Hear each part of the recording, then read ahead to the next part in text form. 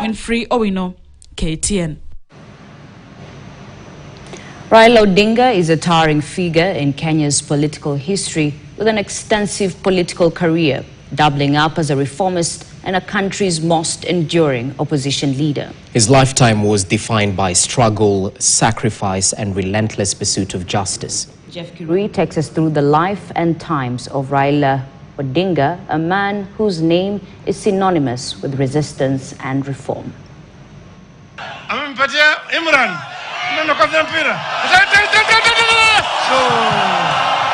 Call him Baba Tinga,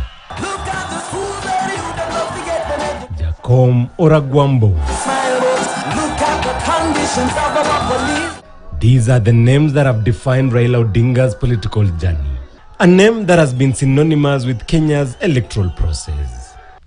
Born on January 7th, 1945 to the late Jaramogi Oginga Odinga and the late Mama Mary Juma Odinga, Raila Odinga thrust into the front line of political limelight was in 1982 during the attempted coup against retired President Daniel Toroitich Arap Moi. Raila Odinga, then a rising opposition leader, was accused of being among the masterminds behind the failed coup, being a time that tense political climate prevailed where dissent was equated with subversion.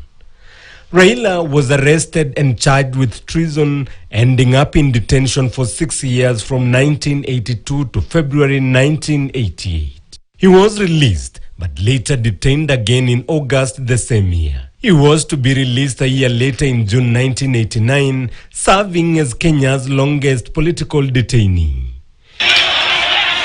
In 1990, after the restoration of multi-party democracy, he plunged into elective politics, winning the Langata constituency seat where he served from 1992 to 2013. His first attempt at presidency came in 1997 under the National Development Party (NDP), where he finished third. The 1997 general election birthed the first political handshake as Raila Odinga joined hands with former President Daniel Moi after merging his NDP with Moi's KANU party, becoming KANU's Secretary General. And ideas do move fast as their time comes. Hence this historic pact and consummation of merger today. The relationship between Raila Odinga and Daniel Moi ended when the then President Moi endorsed Uhuru Kenyatta as KANU's presidential flag bearer. In protest, Raila Odinga, together with others, staged a walkout from KANU and formed Liberal Democratic Party (LDP), which later joined forces to form the National Rainbow Coalition (NAC) that propelled Mwai Kibaki to power. The relationship between Raila Odinga and Mwai Kibaki was short-lived.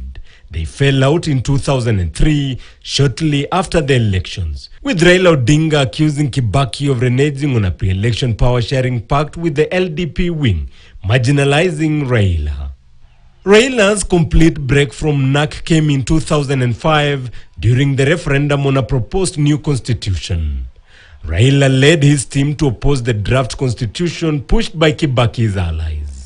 The No campaign, symbolized by an orange wand during the referendum, birthing the Orange Democratic Movement Party that Raila Odinga used as a political vehicle to contest against Mwai Kibaki in 2007 general election. The election results that announced Mwai Kibaki as the winner were disputed, triggering the post-election violence that saw more than 1,000 people killed and dozens displaced.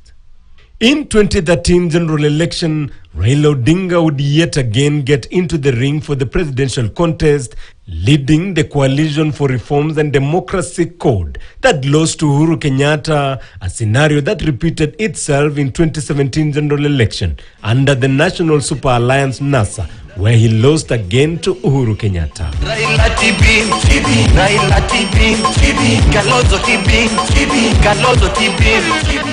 However, in March 9, 2018, Raila Odinga made an unprecedented move by sealing a truce with Uhuru Kenyatta, forming the famous handshake government.